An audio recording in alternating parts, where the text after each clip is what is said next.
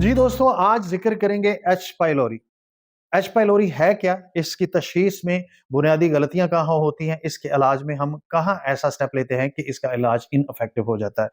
तो सबसे पहले आम लोगों के जानने के लिए मैं अर्ज़ करूँ कि एच पाइलोरी एक बैक्टीरिया है जो कि आपके स्टोमक में पाया जाता है और आम दुनिया में ये असेस किया गया है कि 50% लोगों के स्टोमक में ये बैक्टीरिया मौजूद होता है। लेकिन पाकिस्तान में अनहाइजीनिक कंडीशन की वजह से सस्पेक्ट किया जाता है कि पाकिस्तान की आबादी जो है इसमें 70% लोगों के स्टोमक में ये बैक्टीरिया मौजूद होगा।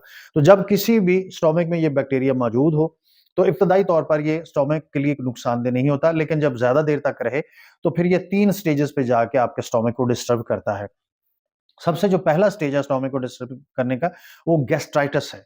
तो गैस्ट्राइटिस को आम ज़ुबान में कहते हैं मैदे की सोज़िश और मैदे की जब सोज़िश हो जाए, किसी को गैस्ट्राइटिस हो जाए, तो उसकी अलामात क्या हैं? भूख कम लगती है उसमें, उसके अलावा मैदे की जलन होती है और नंबर 3 पे गैर ज़रूरी डकार आते हैं और नंबर 4 पे उल्टी की कैफ़ियत होती है। तो ये पहला स्टेज है एच पाइलोरी से मैदे के इफ़ेक्ट होने का।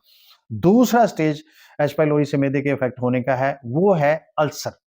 उसमें मैदे की लाइनिंग डिस्टर्ब होती है और मैदे का अल्सर डेवलप हो जाता है और खाना खाने के बाद दर्द होती है।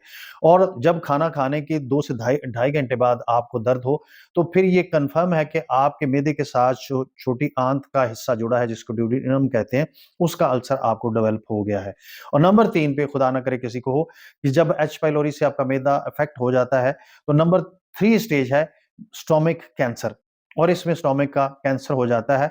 आम तौर पर कहा जाता है कि जिन लोगों को एच पाइलोरी पॉजिटिव होता है, आम लोगों की निस्बत 20% चांसेस ज़्यादा होते हैं कि उन्हें स्टोमक कैंसर हो जाए। अब सवाल ये है कि दोस्तों इसकी तशख़ीस में बुनियादी गलतियाँ हमसे कहाँ होती हैं?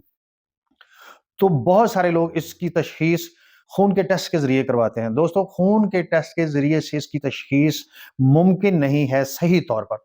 उसकी वजह ये है कि अब अगर खुदा ना ख़ास्ता आप पहले इलाज करवा चुके हैं, आपको एच पाइलोरी पॉज़िटिव रहा है, तो आपके खून में ये पॉज़िटिव आ सकता है और पॉज़िटिव रहेगा। लिहाज़ा इसको हम कहेंगे कि ये इफ़ेक्टिव और ऑथेंटिक तरीका नहीं है खून के ज़रिए। नंबर 2 अल्ट्रासाउंड अगर आपको रिकमेंड करते हैं, तो अल्ट्रासाउंड के ज़रिए भी आप तशख़ीस नहीं करवाएँगे क्योंकि उसमें भी सही तौर पर इसका तशख़ीस होना मुमकिन नहीं है। तो जो इसके सही तरीके हैं तशख़ीस करवाने के, उसमें सबसे पहला तरीका है यूरिया ब्रेथ टेस्ट। उसके ज़रिए से इसकी सही तशख़ीस होती है और नंबर 2 पे जो इसका सबसे ऑथेंटिक और इफ़ेक्टिव टेस्ट है, वो है कि अगर आप यूरिया ब्रेथ टेस्ट के अलावा टेस्ट करवाना चाहते हैं, तो वो स्टूल एंटीजन टेस्ट है। उसके ज़रिए से आप इसकी तशख़ीस करवाइए और उसके बाद अगर एक और तरीकाकार है, रिकमेंड किया जाता है, वो है एंडोस्कोपी। एंडोस्कोपी के ज़रिए आपकी मैदे की लाइनिंग का पीस लेके इसका प्रॉपर टेस्ट किया जाता है। तो एंडोस्कोपी का नाम सुन के घबराइए मत, कोई भी कॉम्पिटेंट डॉक्टर बड़ी आसानी से और स्मूथली ये प्रोसेस कर सकता है। तो इस हवाले से आपने ये गलतियाँ नहीं करती। और जो सबसे बुनियादी और बेसिक गलती होती है आम लोगों से कि जब आप इसका टेस्ट करवाने जा रहे हैं, तो उससे पहले अगर आप अपने किसी भी बीमारी के हवाले से आप कोई एंटीबायोटिक ले रहे हैं, तो टेस्ट करवाने से कम से कम 4 हफ्ते पहले वो एंटीबायोटिक आपको छोड़नी है और अगर आप वो नहीं छोड़ते तो आपका टेस्ट फ़ॉल्स नेगेटिव आने के चांसेस हैं। इसके अलावा अगर आप मैदे की तज़ावियत के लिए कोई दवाई ले रहे हैं, आपको मैदे का प्रॉब्लम है ऑलरेडी, तो वो दवाई भी आपको टेस्ट से 2 हफ्ते पहले छोड़नी पड़ेगी क्योंकि उसकी वजह से भी आपका फ़ॉल्स नेगेटिव आने के चांसेस हैं कि आपका सही तशख़ीस नहीं हो पाएगा एच पाइलोरी का टेस्ट।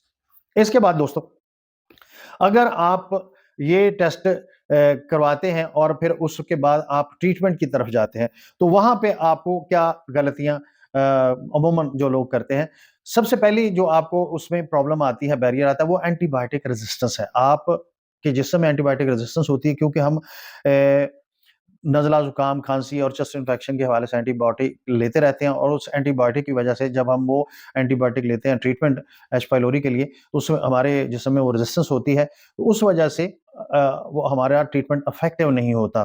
तो दूसरा ये ज़हन में रहे कि एच पाइलोरी के लिए एक ख़ास प्रोटोकॉल है और ख़ास क्वालिफ़िकेशन के लोग ही, ख़ास क्वालिफ़िकेशन के डॉक्टर ही ये प्रोटोकॉल आपको दे सकते हैं। आम डॉक्टर की बस की ये बात नहीं है। तो आपने जब ट्रीटमेंट लेना है तो एक तो स्पेशलिस्ट का इंतखाब करें, फिर उसके बाद अगर आप दवाई खा रहे हैं, तो आपके मुँह का ज़ायका ख़राब हो गया तो दवाई को दरमियान में मत छोड़ें। अगर आपकी अलामात खत्म हो गई हैं तो ये मत समझें कि आप ठीक हो गए हैं तो दवाई को मत छोड़ें। दवाई को आपने 14 दिन तक के लिए कंटिन्यू करना है। और इसके अलावा चूँकि इसमें दवाई थोड़ी बढ़ा के दी जाती है और इसमें ख़ास प्रोटोकॉल है, तो उसके साइड इफ़ेक्ट भी थोड़े से ज़्यादा हैं और अगर खुदा न ख़ास्ता आपको वो इफ़ेक्टिव नहीं बैठ रही तो फिर आप अपने ड्रग सेंसिटिविटी टेस्ट करवाने के बाद अपनी दवाई चेंज भी करवा सकते हैं। तो दोस्तों ये वो चीज़ें हैं कि अगर आप इनके ऊपर गौर करेंगे तो आप एच पाइलोरी के मर्ज़ से निजात पा जाएँगे और एच पाइलोरी के जो बहुत ज़्यादा साइड इफ़ेक्ट है, जो आपको नुकसान पहुँचाया जा सकता है, उससे आप बच सकेंगे। तो इस नुक्ता नज़र से आपने ये सारी चीज़ें ज़हन में रखनी हैं, लेकिन ये याद रहे कि ये 70% लोगों के स्टोमक में होता है और जिनको खुदा ना ख़ास्ता पहले ये हुआ हो, उनके खून के टेस्ट में ये पॉज़िटिव आता है, तो इसमें घबराने की भी कोई बात नहीं। तो अल्लाह ताला से दुआ है कि हम सबको ज़हनी और जिस्मानी तौर पर अल्लाह ताला की ज़ात तंदुरुस्ती अता फ़रमाए और आप लोगों से गुज़ारिश है कि अगर मेरी वीडियो की वजह से आपके नॉलेज में इज़ाफ़ा हुआ है, आपकी कोई परेशानी का आपको हल मिला है या आपको कोई गाइडलाइन मिली है, तो फिर कम से कम इतना ज़रूर कीजिए कि वीडियो को लाइक भी कीजिए और शेयर भी कीजिए और मेरे चैनल को सब्सक्राइब भी कीजिए और इल्म एक रोशनी है, एक नूर है, इसको दूसरे लोगों तक पहुँचाइए क्योंकि ये वो नूर है जिसके रोशनी की वजह से हमें कम से कम ज़िंदगी में सही रास्ते के इंतखाब में मदद मिलती है। आप लोगों का बहुत-बहुत शुक्रिया।